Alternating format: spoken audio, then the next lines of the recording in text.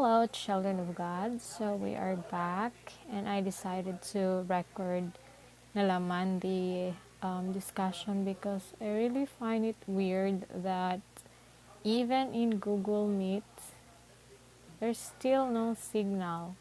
So to not waste our time, I think we should be doing this nalaman, the pre-record, and then we will still have a virtual meeting sometimes for oral recitation, question and answers, active participations, or even quiz drills. Now, sometimes I might ask you to do some video. So anyway, let's swim together in this. I know. Okay, so our course lesson 3 is perception. So we will be discussing how perception plays an important role in consumer behavior. How does it affect your drafting of marketing strategy? Okay. So the learning objectives of these modules are the following. When you finish this chapter, or this module, you should understand why perception is considered as a three-stage process that translates raw stimuli into meaning. The design of a product today is a key driver of its success or failure. The products and commercial messages often appeal to our senses, but we won't be influenced by most of them. The concept of a sensory threshold is important. Subliminal advertising is controversial but largely ineffective way to talk to consumers. We will be discussing that also. We interpret the stimuli to which we do pay attention according to learned patterns and expectations. And the last one is marketers use symbols to create meaning. Okay, so all of this has a particular effect on this behavior of consumers with respect to perception has this effects on marketers and how they deal with their strategies. So let's start with learning objective 1, which is we will discover how perception is considered as a three-stage process that translate raw stimuli into meaning. So ato ning tukion karon how this perception is considered as a stage. Okay?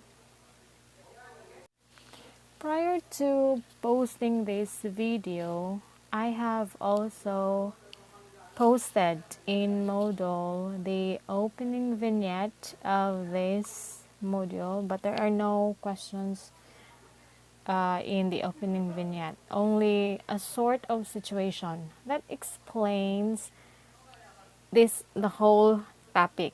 Okay, so if you were able to read the opening vignette, so you would understand. Okay, so in the story, now, Gary would be surprised to learn that many people in the world drink milk out of a box every day. Now, even in the Philippines, we do that already. No?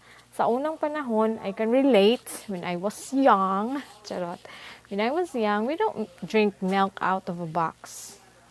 We use, sitaw ka na, kanang ining tubig, tapos sugar, ambot. I don't know if you still practice that thing until today, but most of the consumers now are opting for milk in a box. Now, UHT is pasteurized milk that has been heated until the bacteria that cause it to spoil are destroyed, and it can last up to 5 months or 6 even without refrigeration. If it's aseptic, kanang plastic is not opened. Although the milk tastes slightly sweeter than fresh milk, but otherwise it's basically the same stuff.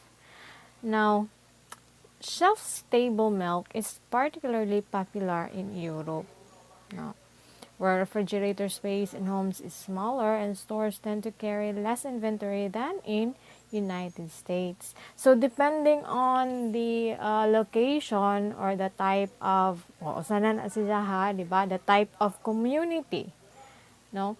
Mo matter jud ang choice of the marketers what type of products that are offered in that particular community. Say for example in Europe, since ang ila is ay lang refrigerator is gagmay, no? So you cannot stock on a lot of foods.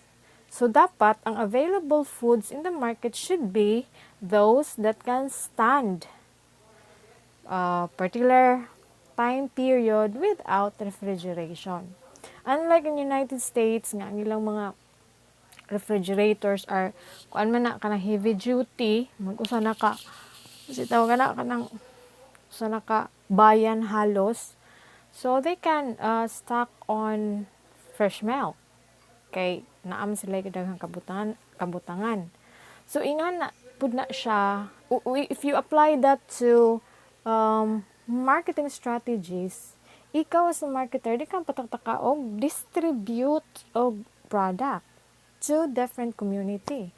Distribute like fresh milk, more on fresh milk on the Europe country when you know that they lack the capacity to store milk in refrigerator. No?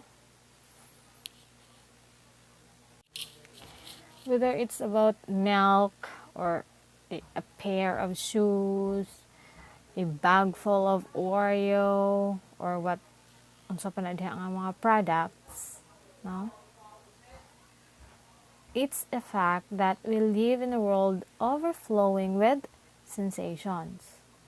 Wherever we turn, a symphony of colors, sounds, odors, no? Murag mo na siya mutabo na to.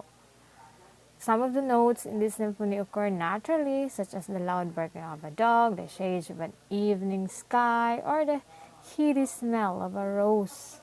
But if we still have rose bushes, ragwa naman. People nowadays are tapula na kaayo to tanom. No? Murag ako ra gud ang plantita, betaw. No? Other sensations come from people, no? The person who flops down next to you in the class, the person who talks loudly, no, maka-create na sa perception sa imuha. No? Even the clothes or the fashion. Your classmate that loves to wear bright pink pants, gamit og perfume nga grabe ka kag malurong na ka sa kahumot. There are those that uses makeup that could trigger your perception na makainga unsa din siya makaingana ka. So there are a lot in our environment. Perception is just whirling around. And here's a secret that I will tell you about. Now, marketers certainly contribute to this commotion of perception. Consumers are never far from pop ads, product packages, radio and television commercials, even billboards, no? All clamoring for attention. Sometimes we go out of our way to experience unusual sensations, whether they are thrills from bungee jumping, playing virtual reality games, or going to some parks, which offers any of the perception or attractions, that any consumers could experience. So then, it is safe to say that marketers are the culprits of this steering of perception. So kamo, in the long run, I mean in the future, when you become marketer someday, unya, magsuroy-suroy ko, and then na ay something nga maka-steer up my perception mo, muan ako, basig si Rian ni, basig si Koani, John, si Maxine, Renaline, or even Antoinette or Mary Rose. Nag-create ani nga particular swirling of perception in my environment. No? So, I know that. I would wait for that. So, mao nang kinahanglan gayud nga tinundo no para mahimo kang perception steerer in the future. Okay.